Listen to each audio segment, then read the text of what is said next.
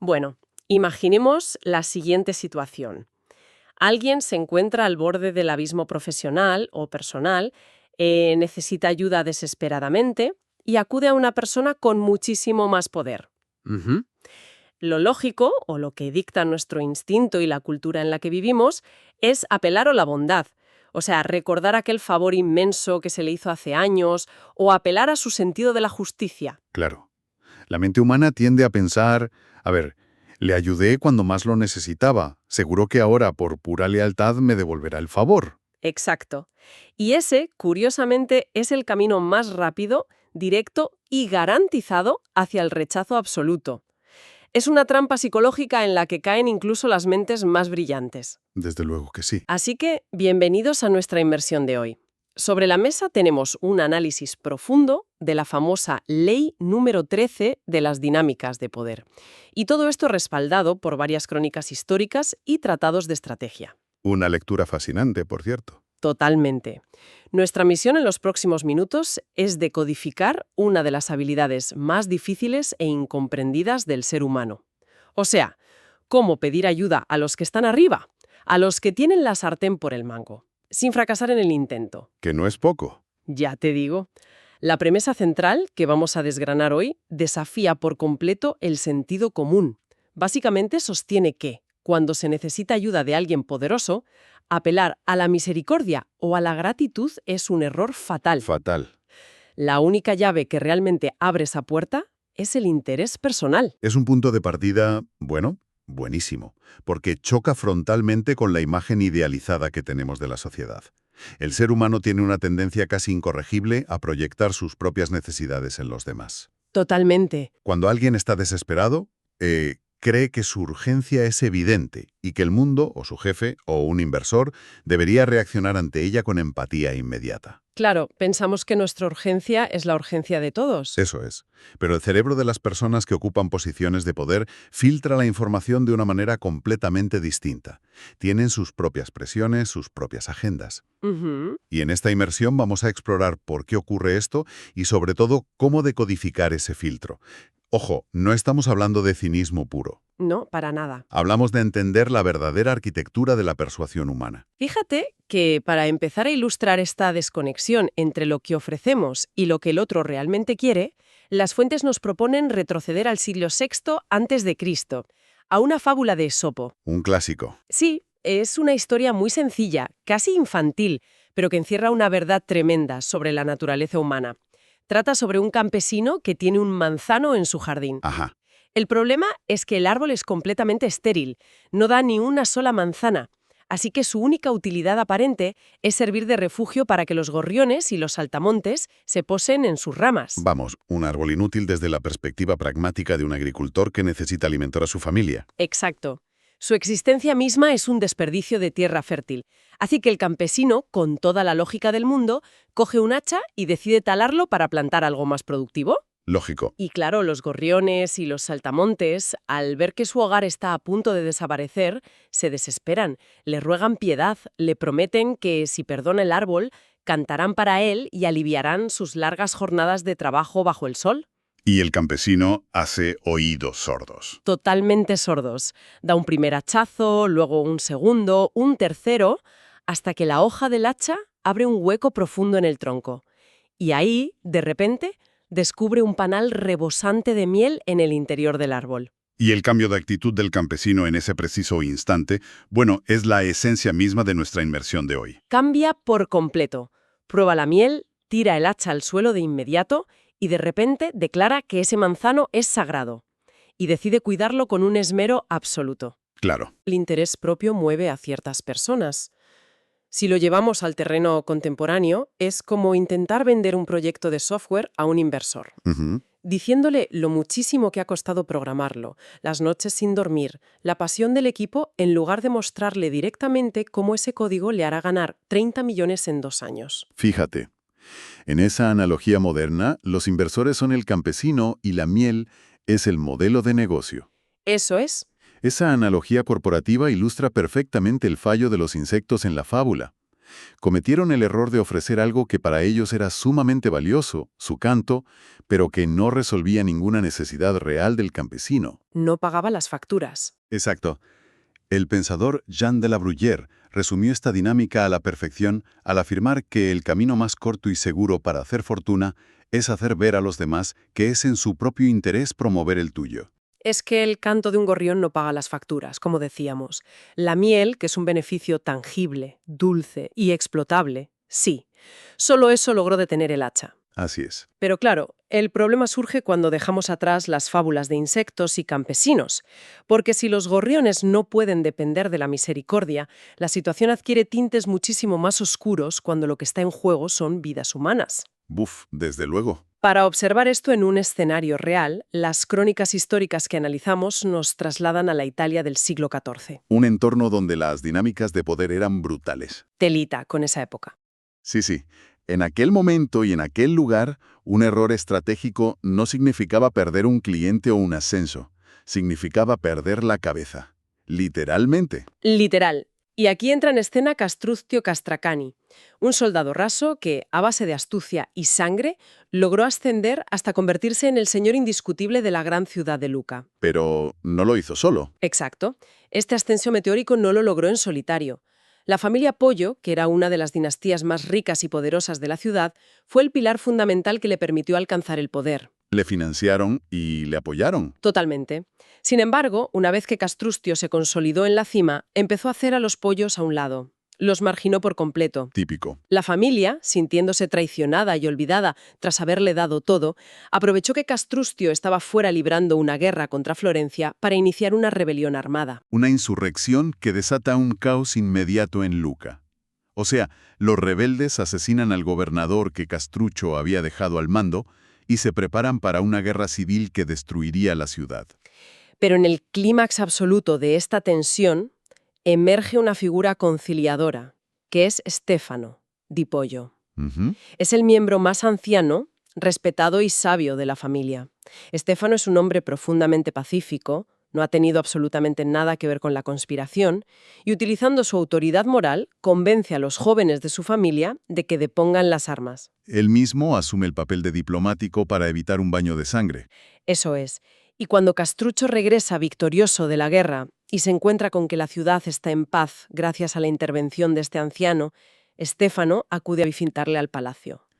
Y ese encuentro en el palacio es una clase magistral de lo que no se debe hacer frente al poder. Madre mía, sí. Es el momento donde Stefano comete el error de cálculo que condenará a toda su estirpe. Fíjate, Stefano se sienta frente al señor de Luca y le pide clemencia. Le argumenta que los rebeldes eran jóvenes e impetuosos, pero, sobre todo, basa su súplica en el pasado. El gran error. Le recuerda con todo detalle la inmensa generosidad que la familia Pollo había derrochado para ayudar a Castruccio a salir de la nada. Apela a su honor, a su sentido de la justicia y a la gratitud que, en teoría, le debe a la familia. ¿Y cómo reacciona Castruccio? Pues Castruccio escucha todo el discurso con una paciencia y una amabilidad infinitas. No hay un solo gesto de ira en su rostro. ¡Qué miedo! Sí, escalofriante. Le responde a Stefano que no se preocupe por nada, que la justicia prevalecerá siempre en Luca, y le invita a traer a toda su familia al palacio esa misma noche para celebrar un banquete de reconciliación. Una trampa de manual. Es que Castruccio incluso llega a dar las gracias a Dios en voz alta por haberle concedido la oportunidad de demostrar su clemencia. Una actuación verdaderamente gélida y calculada. Absolutamente. Esa misma noche, cuando toda la familia Pollo cruza las puertas del palacio confiando en su palabra, son apresados por la guardia. Todos ellos. Y unos días después, sin juicio alguno, los ejecuta a todos en la plaza pública, incluido al anciano y pacífico Stefano. ¡Qué barbaridad! Sí. Pero llegados a este punto, voy a hacer un poco de abogada del diablo. A ver. Porque la historia es impactante, sí, pero Castruccio era, a todas luces, un tirano implacable, un señor de la guerra en una época sanguinaria. Quienes escuchan este análisis hoy en día probablemente se enfrentan a desafíos con jefes de departamento burocráticos. Claro, o directores de banco estrictos. Exacto, o con clientes difíciles, pero no con psicópatas del Renacimiento que te invitan a cenar para cortarte el cuello. Ya. Entonces cabe preguntarse, ¿No es este un ejemplo demasiado extremo para extraer una lección que podamos aplicar en una oficina moderna? Es una duda más que razonable, ¿eh? La superficie de la historia es extrema, sin duda. Pero la lección subyacente no trata sobre el derramamiento de sangre. Trata sobre la ceguera psicológica de Estéfano. Ujú. El error fatal no fue intentar razonar con un tirano, sino ignorar por completo la verdadera naturaleza y los incentivos de la persona que tenía sentada enfrente. Caro no leyó a su interlocutor. Exacto. Hay un detalle crucial en la biografía de Castruccio que Estéfano conocía perfectamente. Tiempo atrás, Castruccio ya había ordenado la ejecución de uno de sus amigos más íntimos. Ostras. Y cuando en la corte le recriminaron haber matado a un viejo amigo, su respuesta fue muy reveladora. Dijo que no había matado a un viejo amigo, sino a un nuevo enemigo. Buf, esa frase lo cambia todo. Demuestra que para él el pasado no tiene ningún peso. O sea, solo importa si en el presente representas una amenaza o una utilidad. Ahí está la clave del asunto. Estéfano conocía este rasgo de su carácter y aún así decidió jugarse la vida de su familia basando su estrategia en la deuda moral, en el acuérdate de lo que hicimos por ti. Ya. Cuando uno se pone a merced de alguien con ese nivel de pragmatismo frío, apelar al pasado es firmar una sentencia de muerte, metafórica o literal. Y Estéfano tenía otras opciones, claro. Muchísimas. Podría haber ofrecido las inmensas riquezas de su familia para financiar las futuras campañas militares de Castruccio. Podría haber utilizado la red de influencias de los Pollo en Roma para garantizarle un matrimonio estratégico. O sea, un beneficio tangible a futuro. Eso es. En lugar de ofrecer un bloque de construcción para el futuro, ofreció un recordatorio de una deuda pasada. Y profundizando en esa idea de la deuda, fíjate que parece que la gratitud funciona casi como un recordatorio ofensivo a la persona que ahora tiene el poder. Es como si decirle, te ayudé cuando no eras nadie, ofendiera profundamente al ego de quien ahora lo tiene todo. Es que es un mecanismo psicológico que está documentado magistralmente por pensadores como Arthur Schopenhauer. Él argumentaba que el ser humano es tan profundamente subjetivo, está tan encerrado en su propia perspectiva, que su atención genuina solo es captada por aquello que le afecta personal y directamente. ¿En el presente o en el futuro? Exacto. La gratitud, lejos de ser un lazo cálido que une a dos personas, es frecuentemente percibida como una carga pesadísima. Para un individuo en la cima, el benefactor del pasado es un espejo incómodo que le recuerda que alguna vez fue débil, vulnerable y dependiente. Claro, no les gusta recordar esa etapa. Para nada. Al eliminar al benefactor, el poderoso elimina la deuda y silencia ese recordatorio. O sea que, si llevamos eso al terreno de la oficina, la dinámica es sorprendentemente similar. Totalmente. Imaginemos a alguien pidiendo un ascenso a su jefe, diciéndole, oye, llevo 5 años aquí, te ayudé a sacar adelante aquel proyecto crítico cuando la empresa iba a quebrar, me lo debes. Malísimo enfoque. Malísimo. Esa persona se está convirtiendo, a los ojos del jefe, en un lastre emocional. Está exigiendo un pago por servicios pasados. Exacto. La alternativa eficaz sería decir, mira, si me das este puesto de mayor responsabilidad, aquí tienes el plan exacto de cómo voy a aumentar la eficiencia de tu departamento un 20% el próximo trimestre. O sea, apelar al pasado irrita, apelar al futuro seduce. Esa es la transición fundamental. Castruccio se liberó de sus obligaciones morales hacia los Pollo, eliminándolos físicamente. Sí. En el mundo corporativo, un directivo implacable simplemente despedirá, estancará o marginará a ese empleado que constantemente le recuerda que le debe un favor. Frente al poder frío, el pasado es radioactivo. Radioactivo. Me apunto esa palabra. Queda clarísimo a nivel individual. Pero claro, la duda que surge de inmediato en este análisis es si esto escala. A ver. O sea, hemos visto cómo funciona la mente de un solo individuo, pero ¿qué ocurre a nivel institucional? Si apelar al pasado es inútil frente a un jefe o un señor de la guerra, ¿qué pasa cuando hablamos de estados civilizados, de naciones enteras negociando entre sí? Esa es una gran pregunta. Para responder a este nivel macro, las fuentes dan un salto a la antigua Grecia, concretamente al año 433 a.C. Un momento histórico de una tensión insoportable. Justo en la antesala de lo que se convertiría en la devastadora Guerra del Peloponeso. El tablero geopolítico está dispuesto de la siguiente manera. Las poderosas ciudades de Corcira y Corinto están a punto de entrar en una guerra total. Ambas saben que no pueden ganar solas, así que envían a sus mejores embajadores a Atenas. Atenas, en ese momento, Es la superpotencia indiscutible de la región, el árbitro del mundo helénico. Quien tenía la sartén por el mango, nunca mejor dicho. Exacto. Todos los implicados saben que quien logre convencer a Atenas de firmar una alianza ganará la guerra. El perdedor será aniquilado y vendido como esclavo. Las apuestas literalmente no podían ser más altas. O sea, la supervivencia física y cultural de miles de ciudadanos dependía exclusivamente de las palabras y la capacidad de persuasión de esos embajadores. Pues fíjate que las estrategias de persuasión que eligió cada bando fueron diametralmente opuestas. El embajador de Corcira habla primero. Su discurso es sorprendentemente franco, casi descarnado. A ver qué dijo. Admite públicamente que Corcira jamás ha movido un dedo por Atenas en el pasado. Reconoce sin pudor que en conflictos anteriores incluso se habían aliado con los enemigos de los atenienses. Madre mía, 0 lazos de amistad. 0 lealtad histórica. Sin embargo, tras esa dura confesión, despliega su oferta. Corcira posee en ese momento una armada naval formidable, una flota cuyo tamaño y poder destructivo solo es superado por la propia armada de Atenas. Ah, claro. El argumento es simple y directo. Si unen sus flotas hoy, formarán una coalición invencible, la única fuerza capaz de intimigar a la otra gran potencia rival, Esparta. Es una propuesta anclada 100% en el beneficio futuro y la supervivencia mutua. Discurso apasionado, brillante desde el punto de vista retórico. Ujú. Enumera uno por uno todos los favores, rescates y ayudas militares que Corinto ha brindado a Atenas a lo largo de las décadas. Apela a la lealtad compartida, a los tratados históricos y a las sagradas leyes helénicas de la amistad. Todo al pasado. Todo. Llega incluso a insinuar lo mal que quedarían los atenienses ante la comunidad internacional si decidieran dar la espalda a un amigo leal, de toda la vida. Su propuesta está fundamentada enteramente en la culpa, la deuda moral y la gratitud. ¿Y qué pasó? Pues que tras escuchar ambos discursos, la asamblea ateniense delibera y toma una decisión implacable.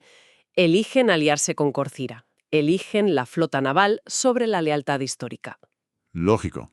Para visualizar el error del embajador de Corinto con una analogía de hoy en día, es el equivalente a recordarle a un conocido que le ayudamos a pintar su casa entera y hacer una mudanza terrible hace 5 años, sudando la gota gorda, ¿eh? Ya. Solo para intentar presionarle moralmente a que nos avale una hipoteca importantísima el día de hoy.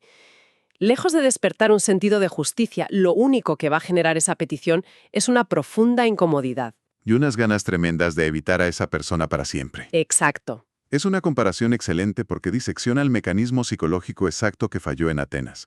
El embajador de Corinto no supo leer la sala. Nada de nada. No comprendió que sus constantes referencias al pasado solo estaban irritando a los estadistas atenienses. Al enumerar favores, les estaba exigiendo que se sintieran en deuda. Les estaba imponiendo una obligación pesada y limitando su libertad de acción. Claro. Fíjate que el historiador Tucídides, al relatar este episodio, introduce un concepto demoledor sobre la naturaleza del poder estatal. Dice que las consideraciones filosóficas sobre lo que está bien y lo que está mal nunca logran desviar del camino a quienes poseen una fuerza superior. Es que Atenas operaba bajo lo que hoy en ciencias políticas llamaríamos pura realpolitik, o sea, una política basada estrictamente en el poder práctico, la seguridad y los factores materiales, dejando cualquier consideración moral o ética o nostálgica esperando en la puerta. Así es. Cuando los pragmáticos que dirigen una organización o un Estado tienen que elegir entre honrar el pasado y asegurar el futuro, la balanza siempre, inexorablemente, se inclina hacia el futuro.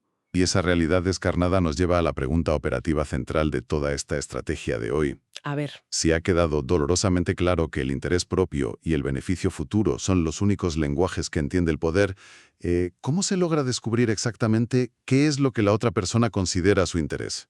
esa es la pregunta del millón. Claro, porque la teoría suena muy elegante, pero en la práctica, cuando alguien está desesperado buscando financiación o pidiendo que no le despidan, su cerebro entra en un modo instintivo de supervivencia. Totalmente. Y todas las alarmas internas gritan sus propias necesidades. El instinto primario es soltar un monólogo sobre lo mal que lo estamos pasando y lo mucho que necesitamos esa oportunidad. Exactamente. Por eso, el verdadero arte de la persuasión consiste en lograr apagar esa alarma interna para poder leer la mente de la otra persona con frialdad forense. Hay que tener mucha sangre fría. Muchísima. Existe una metáfora muy visual en las fuentes para entender esto.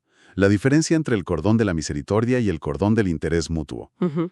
El cordón de la misericordia es un hilo finísimo, desgastado, que depende enteramente del estado de ánimo temporal del poderoso, y se rompe al primer tirón de estrés o inconveniencia. Enseguida. Por el contrario, el cordón del interés mutuo está tejido con múltiples fibras irrompibles.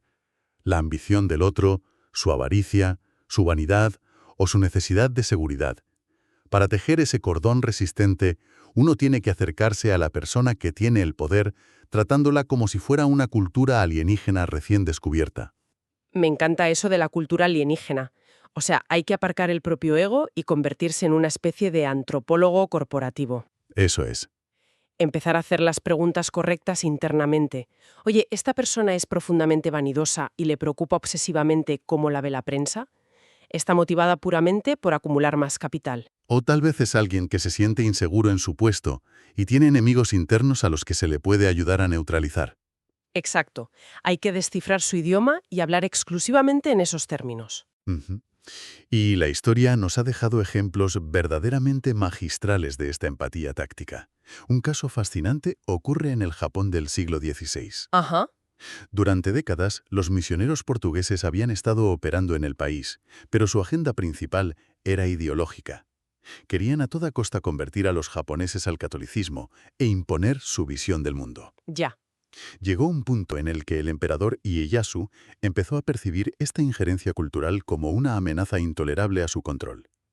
Y justo en ese momento de máxima tensión aparecen los navegantes holandeses en las costas japonesas. Y el contraste de intereses es brutal, ¿verdad? Absolutamente. A los holandeses, la religión local les resultaba completamente indiferente. Su única misión, su único interés vital, era establecer rutas comerciales lucrativas. Querían comprar, vender y enriquecerse. Y claro, Ieyasu era un gobernante pragmático, que necesitaba urgentemente conocimientos técnicos europeos, armas de fuego avanzadas, técnicas de navegación modernas, y todo eso sin tener que soportar sermones religiosos a cambio. Exacto. Así que la solución fue dictada por el puro interés mutuo. Expulsó definitivamente a los portugueses, aisló el país y concedió el monopolio comercial exclusivo a los holandeses. Interés propio encontrando su contraparte exacta. ¡Qué maravilla de ejemplo! Pero si hablamos de leer mentes bajo una presión verdaderamente aterradora, las fuentes recogen un ejemplo aún más dramático. Sí, Nos vamos al siglo XII, durante las invasiones del Imperio Mongol. palabras mayores. Ya te digo. Gengis Khan, liderando un ejército invencible de jinetes nómadas, penetra en el corazón de China. Se encuentra frente a frente con ciudades amuralladas inmensas, llenas de templos, burocracia, poesía y una cultura milenaria. Y la reacción inicial de Gengis Khan, desde su mentalidad de guerrero de las estepas, es de incomprensión total. O sea, ve esos edificios gigantescos y piensa, a ver, estos edificios de piedra son inútiles. Aquí no hay pasto para que coman mis miles de caballos. Es que, claro, no lo veía de otra forma. Y su plan inicial, debatido con sus generales, era de una brutalidad asombrosa. Totalmente. Quería exterminar a toda la población agrícola y urbana del norte de China, arrasar las ciudades hasta los cimientos y dejar que la naturaleza reclamara la tierra, para convertirla en praderas interminables para sus rebaños. Vamos, que estuvo a un paso de borrar del mapa 2000 años de civilización. Y fíjate, el hombre que detuvo ese apocalipsis no fue un general con un ejército más grande, porque eso no existía. Claro. Fue un consejero asombrosamente astuto llamado Yu Chucai. La genialidad de Chucai radica en cómo estructuró su defensa. Un hombre ordinario en su posición se habría arrojado al suelo a llorar, apelando a la misericordia. O habría intentado darle al gran Khan un largo sermón filosófico sobre el valor incalculable del arte y la arquitectura china. Algo que habría aburrido a Gengis Khan soberanamente y acelerado las ejecuciones. Sin lugar a dudas. Pero Chucai practicó una empatía táctica perfecta. Evaluó a la cultura alienígena que tenía delante. Entendió que estaba ante un conquistador supremo. Motivado exclusivamente por la riqueza tangible, el poder militar absoluto y la expansión continua. Exacto. Así que tradujo el valor de la cultura urbana al idioma de la estepa mongola. Le explicó a Khan que si masacraba a millones de campesinos y quemaba las ciudades, no obtendría más que cenizas. Lógico. Pero si perdonaba esas vidas, si dejaba las infraestructuras intactas y establecía un sistema de impuestos, esa inmensa población trabajaría para él, generándole un flujo de plata, seda y provisiones infinito que financiaría todas sus futuras conquistas mundiales sin esfuerzo alguno. Es brutal. Transformó a la población de un estorbo a un activo económico incalculable. Tal cual. Y la visión de la riqueza continua iluminó la mente del Khan. Cambió de opinión y perdonó la región. Menos mal. Sí. Y años más tarde, cuando los mongoles se disponían a saquear y aniquilar la próspera ciudad de Kaifeng tras un largo asedio, Chu Tsai volvió a intervenir. Otra vez a salvar los muebles. Eso es. Esta vez, sabiendo que la maquinaria militar mongola necesitaba innovar constantemente, argumentó que dentro de los muros de Kaifeng se habían refugiado los mejores ingenieros de asedio, herreros y artesanos de todo el imperio. Ah, qué listo. Sí, les dijo que sus habilidades técnicas serían indispensables para construir las armas que derribarían los imperios de Occidente. Salvó a decenas de miles de personas apelando exclusivamente a la codicia y la ambición de poder del conquistador. Es asombroso cómo logró reprimir su propio terror ante la aniquilación de su pueblo, para diseñar un argumento tan frío y calculado. Es que yo misma me lo planteo y digo, madre mía, qué capacidad de abstracción. Aunque claro, escuchando esta serie de relatos a lo largo de la inmersión de hoy, para la gente que nos está escuchando, se corre el riesgo de llegar a una conclusión bastante sombrío. Bueno, sí. Podría parecer que el mundo de las altas esferas es un lugar oscuro y robótico, donde todos los seres humanos que ostentan algún tipo de autoridad se mueven única y exclusivamente por codicia financiera. O por ansias de dominación, o por un pragmatismo frío como el hielo. Exacto. Sin embargo, hay un giro muy interesante en los textos que analizamos. Existe una advertencia, una especie de excepción o trampa psicológica que puede arruinar una negociación si nos guiamos únicamente por el cinismo puro. Es un matiz fundamental. A menudo se le llama la inversión de la regla, aunque si se observa de cerca, la regla del interés propio sigue completamente intacta. Claro. Lo único que cambia es el tipo de moneda que se está intercambiando. Resulta que hay perfiles de personas muy poderosas que se sienten profundamente ofendidas si alguien se les acerca apelando su interés personal de una forma transaccional o demasiado maquiavélica. Claro, porque si le dices a alguien, oye, ayúdame y te haré ganar más dinero, y resulta que esa persona ya es inmensamente rica y se enorgullece de sus valores éticos, pues siente que la estás tratando como a un mercader en un bazar. Se siente insultada. Totalmente. Y lo fascinante de esa reacción es el motivo oculto detrás de ella. Para ciertos individuos que ya han alcanzado la cúspide material, su mayor deseo, su interés supremo, no es acumular más dinero o poder bruto. Su interés principal es ejercer la caridad, exhibir misericordia y actuar como benefactores de la humanidad. Pero la razón subyacente sigue siendo el ego.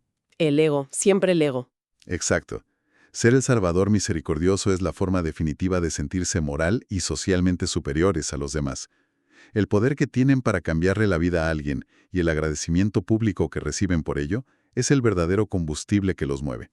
Quieren financiar investigaciones, salvar proyectos nobles y rescatar a los necesitados, siempre y cuando todo ello se realice a la vista del público y confirme su autoimagen de grandeza moral. Así es. O sea, ese es un perfil clarísimo en el mundo actual.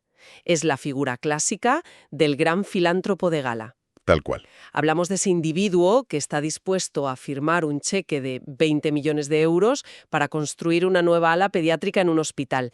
Pero, ojo, bajo la condición estricta, absoluta e innegociable de que el edificio entero lleve su nombre y apellidos. Esculpidos en letras de bronce gigantes. Sí, sobre la entrada principal, y que se celebre una cena benéfica. Si analizamos esa dinámica, su interés personal y egoísta es exactamente parecer completamente desinteresado y altruista frente al resto de la alta sociedad. Y por eso es tan vital el trabajo previo de descifrar a la otra persona, el hacer de antropólogo.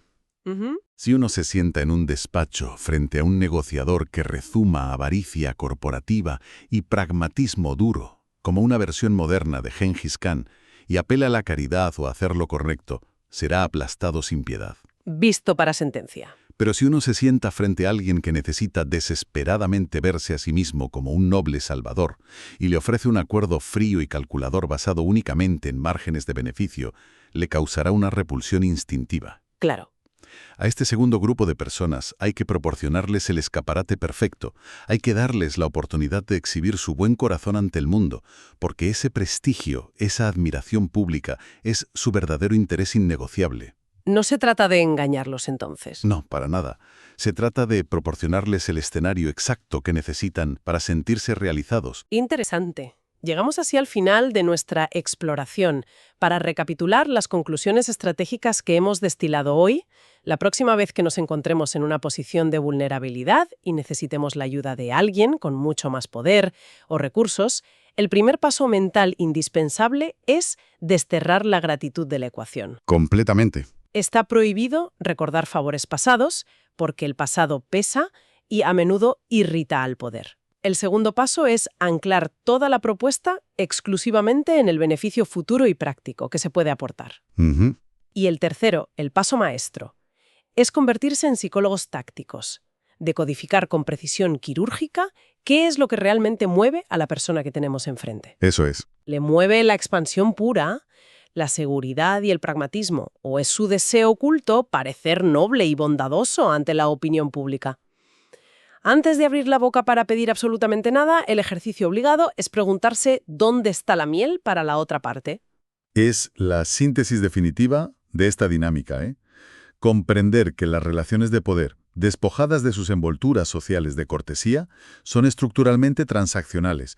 No nos convierte en peores personas. Para nada. Nos convierte sencillamente en estrategas muchísimo más eficaces frente a la realidad innegable de cómo funciona la psicología humana cuando hay recursos e influencia en juego. Es un arsenal de conocimiento indispensable. Invito a quienes nos escuchan a ponerse estas gafas analíticas la próxima vez que preparen una reunión importante, soliciten una inyección de capital o negocien una subida de sueldo.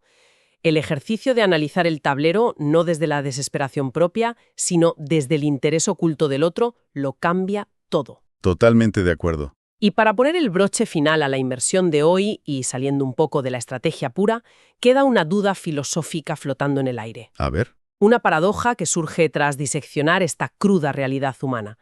Si asumimos, tal como se ha expuesto, que absolutamente cada interacción desde una posición de poder, que cada decisión de ayudar a alguien e incluso los actos más grandiosos de caridad pública están impulsados en su núcleo por alguna forma de interés personal, ya sea material o de ego, Sí. ¿existe realmente en las interacciones humanas a gran escala algo llamado gratitud altruista pura? Buena pregunta. ¿O será que la lealtad desinteresada es simplemente una ficción muy educada? Un hermoso cuento que la civilización ha tenido que inventar para hacer soportable nuestra frágil y constante dependencia los unos de los otros. Es una paradoja que sin duda invita a la reflexión profunda,